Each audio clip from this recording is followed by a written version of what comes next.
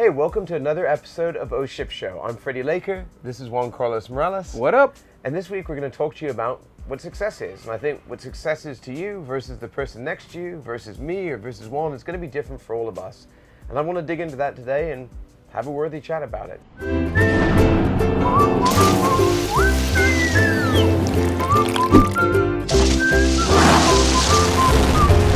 Oh shit. So, Juan, you've had a crazy career. You've come, pretty long way. What does success mean to you? Is there a moment you felt successful? I mean, can you bring it down to a moment? You mean not sleeping on your couch? Yes, not sleeping on my couch would be a big moment. That was definitely a big moment in my success. And the inverse but no, yeah, you're absolutely right, man. I think that success changes drastically over time. I mean, I think what success is for me today was very different from what it was when I was in my 20s. I think my first feeling of, hey, I think I'm successful or I feel successful was, having gone through a career in advertising, I always looked up to different mentors, different creative directors, different executive creative directors. And I think when I found myself in that role for the first time, managing, close to a 100-person team, I felt like, okay, I've made it, right? Yeah. What I wasn't ready for was that, there wasn't a parade or there wasn't some crazy thing that happened, was that I had to now say, okay, well now what am I going to do next?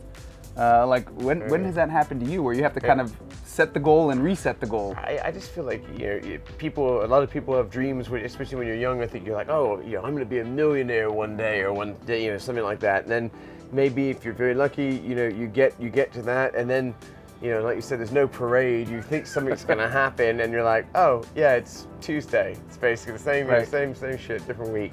And then you're like, well, maybe if I was just a little more successful, 2 million, 3 million, whatever it is, and then is it a bigger house or whatever, and none of that stuff means anything. It is one of the things I feel like I'm starting to learn. And the other thing I've started to notice, a great friend of mine, Bill Goldstein, I've got to give him credit for this. It really resonated with me. Years ago, he said this to me. He goes, I feel like, it's like in sailing. When you're in sailing, you're boating, ironic reference, and amazingly not intentional for a ship, but you look at a point on the horizon and you're going out to that point, and that's where you're aiming to, but when you get there, there's nothing there. It's still in the ocean. Right. And so but that horizon is always there, and you're always you're never really going to get there. And I think at some point, people have to make a decision of saying, but frankly, I think reframing where you're trying to go. Do you think you reach success? Do you think it's an achievable destination, or is it just this perpetual journey that we're all on? I actually think that success is when you stop caring. I agree. Yeah. I think that's what I think when you look into your pocket and go, let me see how many shits I give today. Oh, 0 shits. I have 0 shits to give. Yeah. I think is the day that it's finally working for you. And like I said, it's so easy to, I think, keep chasing the things that media and your parents and whoever else. I openly admit I have a chip on my shoulder about my father's success. I wanted to show the world I could be successful like that, and it doesn't matter. It doesn't mean anything. You know what? Let me dig into that for a second, because our parents came from 2 very different places, right? And I think that for me, I definitely carry a chip on my shoulder about success because of my parents, because they were immigrants that came to this country and sacrificed a lot. And they would always tell me growing up, you better make sure that you take advantage of my sacrifice. Don't fuck it up. And I think for your dad, it was different. Your dad obviously, had similar beginnings, but like your dad was so successful that you were trying to live up to his success. My start was different, right? And I felt enormous pressure about that. But I think we both carried our parents and how our parents viewed how we did as such an integral part of our success. Sometimes it's not just the stuff you impose on yourself or whatever manufactured rubbish we think that we're supposed to do. Because I think there's a big thing. You're like, you think that's what success is supposed to be. Right. And I've had plenty of bad luck in my life. I've had a bit of good luck too. And I do feel like you have these moments where you hit a line, and I think other people might look at you and be like, wow, that's really doing great. But in my mind, there's always someone out there better. You're 5 steps ahead, right? And you just have to stop caring. And I think now I'm starting to just really value finding a better work-life balance. I think success actually maybe is being able to enjoy your life and do things maybe because you want to and don't have to. Maybe that's success. Yeah. I do think balance is a word that comes to me a lot now around success, right? It's about finding enough time to pursue creative pursuits, things that inspire me, things that I really want to do professionally, but also spending time with my family, spending time with my friends, right?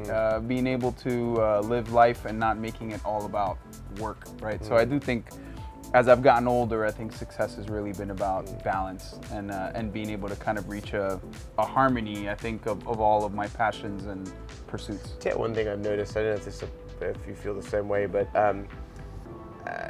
I feel like the more I kind of stop caring, the more I become aware of people around me who I can like, oh, you're on the same track I was on. Right. I can see you're really chasing this, and like, don't want to ruin the punchline. It's not, it's not. Well, and you know what? I think the punchline's different for all of us. That's a great and point, you know actually. what? I think that that's one of the things I've also learned is that success for me and happiness for me is different than happiness for other people, and I think that I just want I think all of us to get to that point where you feel like you're successful and that all of your hard work amounted to something. But I do think as we get older, I think that definition of success gets far simpler. Sometimes I just feel like when I at least think about my future, I think I just want to be remembered for leaving an impact on some other people's lives. And if I think, if my father was 84 when he died, I've got other family members now that are getting older, and especially all this stuff that we obsess on what success looks like when we're younger.